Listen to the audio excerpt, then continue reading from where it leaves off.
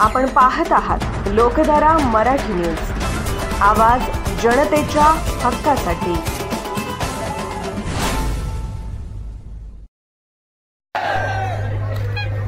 आता शिवानंदजी बोलले, डॉक्टर साहेब बोलले, आता मी काय बोलावं असं शिल्लक नाही। तुम्ही युट्यूबला सगळं ऐकलंय मी काय काय बोलतोय। आज आहे 16 तारीख, उद्या 17 आणि 18, परवा 19चा गॅप आहे आणि 20 तारखेला मतदान आहे। पूर्वी राजा आईच्या पोटातनं जन्माला यायचा, ज्या राणीला पोरग होईल ते राजा व्हायचं आणि गादीवरती बसायचं। आताचा राजा राणीच्या पोटी जन्माला येत नाही। लोकशाही मधला राजा हा पूर्वी मतपेटीतून व्हायचा, आता ईव्हीएम मशीन मधून जन्माला येतो आणि ते सगळे जन्माला घालणारे तुम्ही सगळेच पुढे बसलेला आहात। 20 तारखेला जत विधानसभा मतदारसंघाचा राजा तुम्ही सगळी जनता जन्माला घालणार आहात। मग तुम्ही कुणाला घालणार आहात ते तुम्ही ठरवा, तुमच्या हातामध्ये आहे। कुणाला जन्माला घालणार आहे 20 तारखेला जत विधानसभाचा राजा? सगळे हात वर करून सांगा, सगळे हात वरून सांगा। कमळ चिन्हासमोरचं बटन आम्ही दाबणार आहे।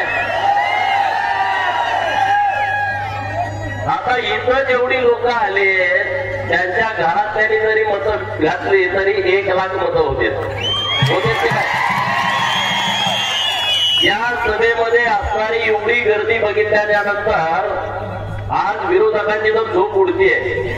त्यांना काही कळत नाही, त्यांना काही सुधरत नाही।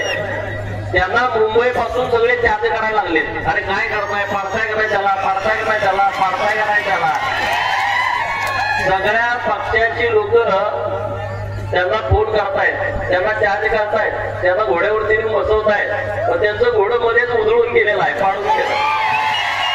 तुम्हाला माहित आहे आपल्या मेंढराकडचं घोडं काय काय भुजाड असतं माहित आहे ना? ते आपलं कधी कधी वजा सकट घोडं उधळून जातं, तसं यांचं घोडं उधाळलंय, त्यांचं सगळं आता उद्ध्वस्त झालेलं आहे। मित्रांनो, लोकशाहीमध्ये राजसत्तेला फार महत्व आहे। लोकशाहीमध्ये राजसत्तेला फार महत्व आहे। ज्यांची राजसत्ता ज्यांच्या ताब्यात आली त्यांना पाहिजे तशा सुविधा आणल्या, त्यांना पाहिजे तशा योजना आणल्या। आपला माणूसच सत्तेत आला नाही, गरिबांचा, उपेक्षितांचा, वंचितांचा। लोकांनी अनेक गोष्टींची मागणी केली पण ते सरकारपर्यंत पोहोचलं नाही। मला तुमच्या सगळ्यांच्या आशीर्वादानं विधान परिषदेवरती काम करायची संधी मिळाली। मी त्या सभागृहामध्ये विधान परिषदेमध्ये उपेक्षितांचा आवाज उठवला। तुमच्या कानावरती आला की नाही आला? मी गावात राहणाऱ्या गरीब मराठ्यांचा प्रश्न मांडला, बौद्धांचा प्रश्न मांडला, सांबार कुमार ढोर भावी साळी तेली गोटी वंजारी हत्यारांचा प्रश्न मांडला, पालामध्ये राहणाऱ्या हेरवी असतील, नंदीवाले असतील, मर्याचा गाणेवाला असेल, कुरमुडे जोशी असेल, पिंगळ जोशी असेल, आपल्या दारामध्ये सकाळ सकाळी येणारा वासुदेव असेल, बहुरूपी असेल, या सगळ्या लोकांचे विषय मांडले। मला सभागृहातले माझे आमदार मित्र म्हणले, अरे एवढे जाती महाराष्ट्रात आहेत का? मी म्हटलं तुम्ही मुंबईत राहताय, तुम्हाला काय माहित आहे? मी गावात राहतो,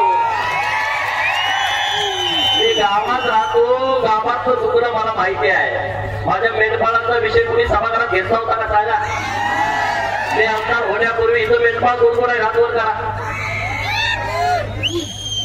मी सांगितलं सभागृहामध्ये आमच्या मेंढपाळाला कुणी पण उठले मारतंय, इथून पुढे जर मेंढपाळाला कोणी मारलं तर याद राखा म्हणून सांगितलं सभागृहामध्ये।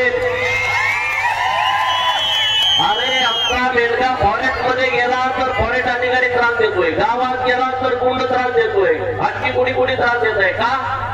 आम्ही काय केले रे? आम्ही काय तुमचं नुकसान केलं? माझा बाप मेंढ्या राखताना सकाळी उठल्यानंतर संध्याकाळी मेंढर वाड्यात घालण्यापर्यंत 35 किलोमीटर चालतो। किती? 35 किलोमीटर चालतो, उभ्या उभ्या भाकरी खातो, मेंढर त्याला बसू देत नाही। आणि म्हणून ते सरकारला सांगितलं जर महाराष्ट्रातल्या मेंढपाळांना तुम्ही त्रास दिला आणि जर धनगरांच्या पोरांनी मेंढ्या टाकायचं बंद केला तर तुम्हाला कोकणाचं मटण मिळणार नाही, तुम्हाला कुत्र्याचं मटण खावं लागेल. बरोबर तर चूक आहे. टीव्ही वाल्याने दाखवलं गोपीचंद पडळकरची जीभ घसरली. गोपीचंद पडळकर म्हणते अरे तुम्ही आता खाताय कुत्र्याचं मटण ढाब्यावरती. मी चुकीचं बोलत नाही. आणि लोकधारा मराठी न्यूजला लाईक करा, शेअर करा आणि सबस्क्राईब करा.